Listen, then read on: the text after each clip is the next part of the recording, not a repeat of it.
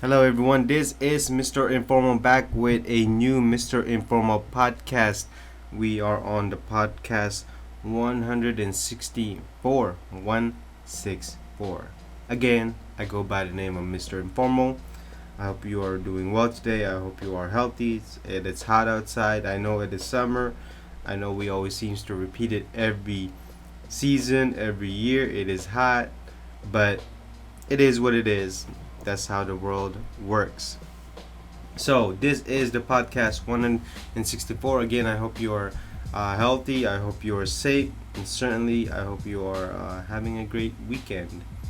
And so please do not forget to add me on Instagram, MISTERINFORMAL, and then check out my website, mrinformal.com, MRINFORMAL.com. So these are the four topics for the Mr. Informal podcast.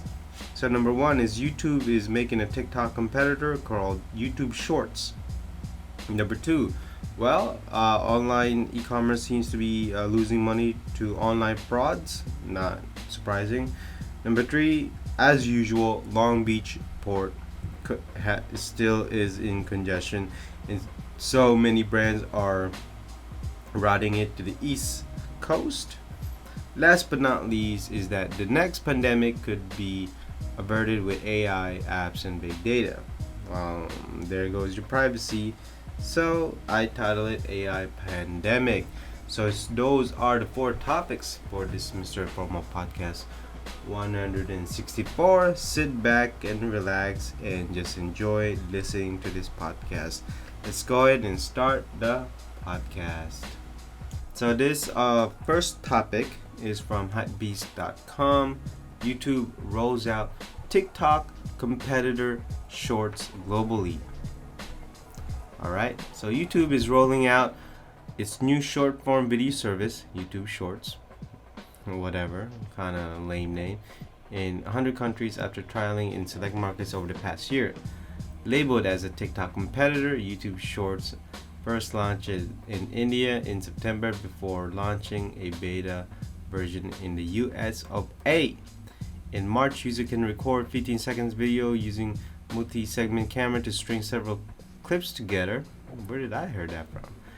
There is also an option of record video with music and audio from YouTube's massive content library, in addition to spend controls and a countdown timer for hands-free recording.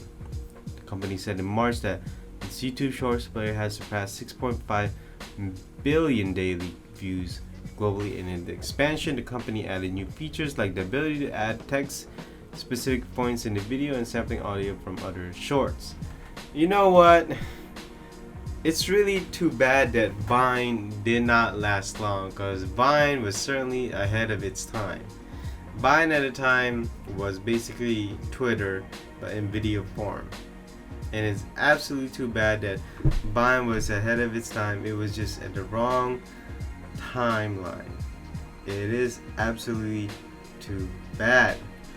So nonetheless, everyone seems to want to compete with TikTok, which I don't understand why. I mean, what's the big deal about TikTok? Is it because so many people view it? Is it the money maker? Is it the trend right now? It's basically the hottest application, mobile application that is being used and views as of right now. So everybody wants to get in on it. Instagram wants to get in on it. Facebook wants to get in on it. Basically, and then YouTube wants to get in on. Who else? Is Twitter going to get in on it? Is WeChat going to get on it? I mean, is Weibo going to get? I mean, everybody wants to get on the video shorts, but no one is really. Well, actually, no. The users, not the corporate brands out there, but the actual user that actually using these types of platforms are using it correctly. But you got these brands such as ABC News are making shorts of their news, which is absolutely a travesty. It is tragic, the fact that they have to cut these news to put it in these short videos. First of all, news and information should not be shorts. It creates an assumption and a prejudgment mindset. In any case, YouTube Shorts. Well, what do I think of this? Well, I honestly don't even know. I think YouTube should just be a creative platform. Like, enough with these shorts. If I was YouTube or Google, I would just make it a different type of platform, different app. Why not just call it Google Shorts or call it Shorties, whatever you want to call it? But don't make it as a YouTube. It's a waste of, I guess, server space, a video. The fact that it could just be 5 seconds or even 10 seconds, whatever it may be. But certainly YouTube or Google wants to get on the short videos. I don't know why they put YouTube. You got YouTube TV, YouTube Red. I mean, all kinds of YouTube division out there. And I think by adding YouTube Shorts, I don't know, it's better to put it in a different type of app than just YouTube. I know what they're trying to do. They're trying to make the YouTube name be more aware, because the YouTube name is quite strong. So the presence of the name YouTube is just quite strong. So they just put it under the YouTube name. But in any case, I'm not entirely sure what's gonna happen. Am I against this? Not really. It's a company, whatever they want to start it. As you know, YouTube doesn't care about your data. So am I against it? Again, I don't really care. I'm not gonna use it. I'm not gonna watch these YouTube shorts. I don't care how good they are. You know, it's a different type of demographic. Am I the target? Not really. Do I care? No. On to the second topic. It's from retaildive.com. Merchants say they're losing revenue to online fraud. FIS fines. Wow, really? I thought that was pretty obvious. Same thing with luxury brands losing money to counterfeits. In any case, 1 in 4 merchants are struggling to implement payment security solution as business are looking to test waters of e-commerce. A June 15 report by Fidelity National Information Services, or FIS, stated in North America, 31% of merchants face challenges with the implementation of new emerging payment types, and 31% of concern of the IT infrastructure upgrade costs associated with multiple payments options and security, reported stated. Okay, small and medium-sized business who didn't have a big digital footprint prior to the pandemic are maneuvering to provide customers with multiple safe payment options, while larger enterprises are looking to safeguard the increased sales volume. In the e-commerce channel, General Manager of FIS Global Jason Pavona said in an interview. Wow. So some of 38% of merchants lost at least 6% of their revenue to payments fraud in 2020, according to June 15 report payments process FIS. Well, first of all, if that's the case, you're talking about 38% of merchants lost 6% of their revenue. Wow, that's a big number. Well, for one, if I had to play the blame game, I blame it on the company. Why are you implementing mobile payments knowing that mobile payments still not secure? A lot of these brands are still not learning from what happened to Target. Not only that, why do you need so many transactions? Why do you need so many multiple method of payment? Just stick to like 2 or 3. Anyways, some 59% merchants saw an increase in e-commerce fraud in 2020. Wow, that's big. Relating to card not present transaction, for 22% of merchants, payment fraud was a critical challenge for the business, while managing consumer data security remained a critical challenge for 20% of the business. See, here we go again. These businesses still don't care about security. They haven't. If they have, then we wouldn't be facing all of these challenges. Look, there will always be problems with payments or frauds. It's always going to be present. But the fact that these numbers are huge makes me think that a lot of these businesses still don't get it. They still have not upgraded their IT department, or they just have competent IT departments, or they're still not learning how to handle customer data. I mean, it's that simple. In any case, I'm not surprised by this.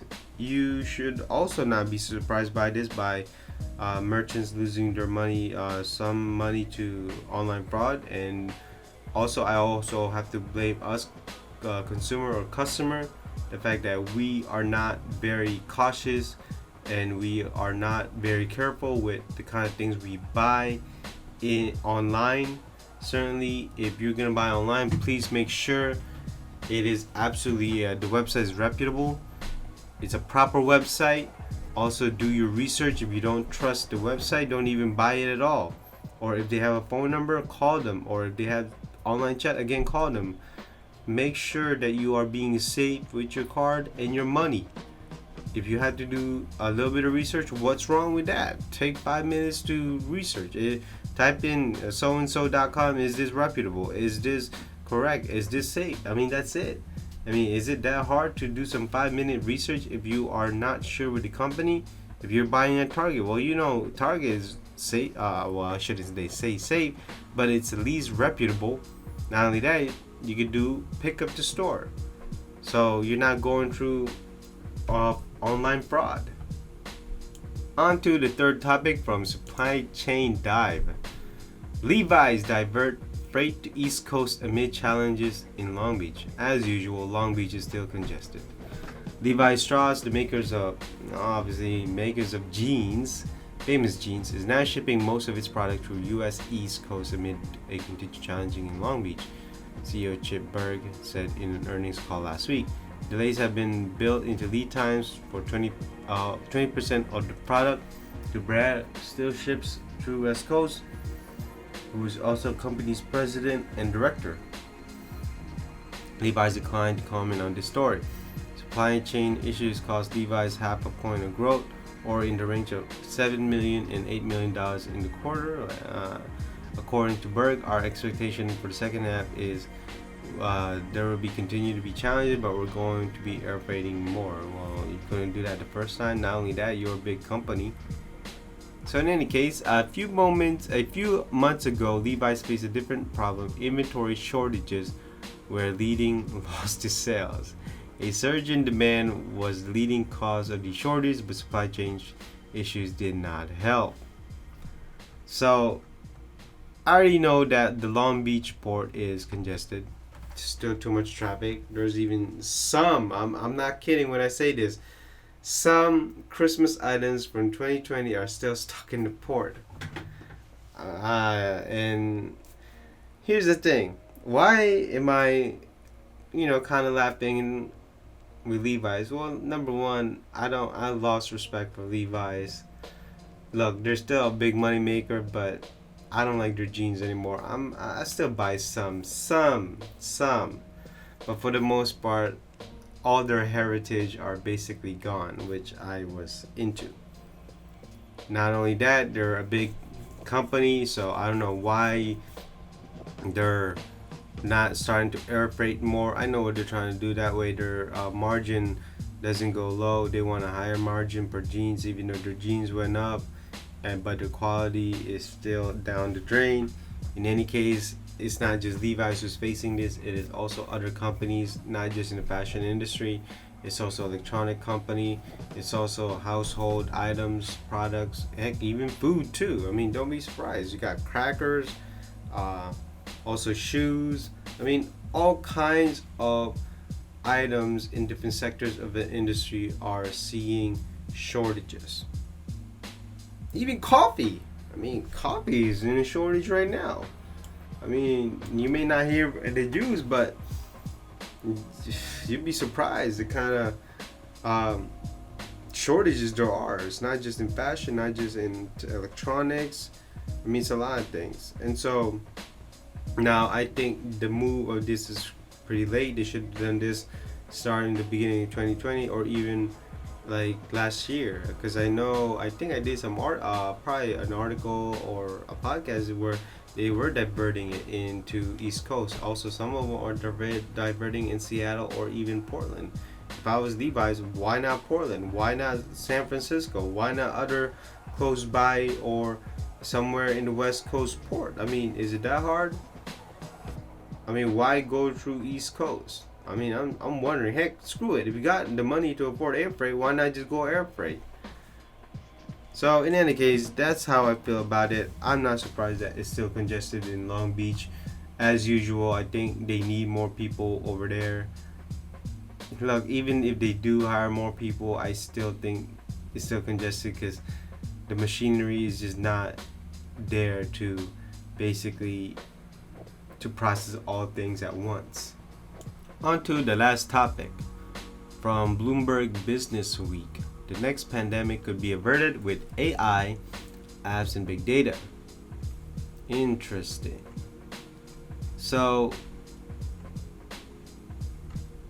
the urgency is mounting, but spending on pandemic prevention still needs to increase by about $15 billion a year.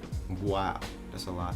A doubling of current levels to adequately boost preparedness, according to an independent panel established by a group of 20 developed nations. Government in particular need to sustain investments, says Sally Davies, to the former chief medical officer of England, who started Trinity, a coalition of technology companies, universities, and other organizations focusing using data to stop emergent pathogens from triggering outbreaks.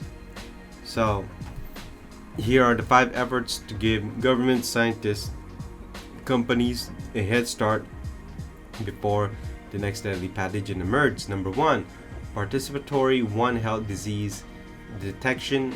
The Thai platform arms local farmers with mobile app that lets them flag diseases, helping officials quickly spot threats with pandemic potential that could pass from animals to humans. Blood counts. The UK effort aims artificial intelligence to analyze 2.6 billion blood tests that are already performed globally each year, creating an early detection system from infectious disease outbreaks. Number 3, MedShare Insights and Early Warning System. The project, based in London, plans to use AI to sift through research according to medical records from 1.5 million doctors in 195 countries, and social media identify outbreaks. All-in-one coronavirus. Number 4, all-in-one coronavirus shots. The Coalition for the Epidemic Preparedness Innovation with 2.5 billion plan to avert future pandemics is funding development vaccines targeting all coronaviruses, as well as shots at SARS and the virus that causes COVID. Number 5, a hub for pandemic and epidemic intelligence. The WHO and German government are creating a center of Berlin dedicated for using advanced technology to predict, prevent, detect, and health threats. So, let's go through this, okay? So, number 1, participatory One Health disease detection. So, basically, they want local farmers to use a mobile app. So, I find this problematic because they're going to need to train these farmers. Not only that, they either have Android or iOS or some other mobile platform out there. So again, it's all training. Hopefully the app is actually smooth. It's actually very carefully written, well code, or I should say user friendly. That's the word I was looking for. Number 2, blood counts. To analyze blood tests that are already performed globally each year. So where are they getting that data from? I mean, I thought certain types of data is protected. So unless, the patient agrees on it. But I don't know, we'll see. MedShare. AI, again, it goes back to number 2. Again, where is it getting data from? Apparently from social media. I mean, is this AI really that good? Not only that, medical records, electronic medical records from 1.5 million doctors. Again, the patient have to sign and agree to this, because they can't just pull data from 195 doctors unless the doctors let them. But again, the patient has to agree. All-in-one coronavirus. So again, I don't think everybody wants a virus shot. I don't think everyone wants this new vaccine. So they're gonna have problems with that. But hey, it might lower the cases and alleviate and prepare everybody for it, and also prepare businesses. Number 5 is the most problem I have is WHO, Hub for Pandemic. The World Health Organization, the German government are creating a center in Berlin dedicated for using advanced technology to predict, prevent, and detect health threats. See, I got a big problem with that. If that's the case, you see, my problem with WHO is they still won't admit that it came from China. They still won't admit that it came from China, and they still won't admit that the virus came from China. They did not do a thorough investigation because they did not. The Chinese government did not want them to. Not only that, they were not helpful during the pandemic. And if they were, all they were doing was that, hey, we need to still stay home, or hey, you gotta be careful. We need to wear masks. I mean, at first they need to wear masks, and now you need masks. Not only that, they should have said in the beginning all traveling should be banned for now until further notice. Nope, they did not say that. They were basically telling us what we knew about what would happen or what the virus could happen. So honestly, I'm not entirely sure if this will work out, because now everybody has a pre-assumption of the virus. Not only that, of all the governments out there, and certainly people out there are just not trusting the government or even their own government. So it's not looking too good. But hey, I mean, if it helps, certainly, as long as it's beneficial for the survival of the human race, why not? And so that basically concludes this Mr. Informal podcast 164. I go by the name of Mr. Informal. I hope you enjoy your weekend. I hope you enjoy your weekday, and certainly I hope you are safe. I know it is hot, but hey, it's great season to go outside. Please enjoy life. Please be safe and always stay healthy. And hopefully you enjoyed this podcast from beginning to end. Hopefully I gave you some insights. And please do not forget to add me on Instagram, MISTERINFORMAL. And then check out my website. Got some great stuff there, MRINFORMAL.com. And so I will see you in the next podcast. Bye-bye.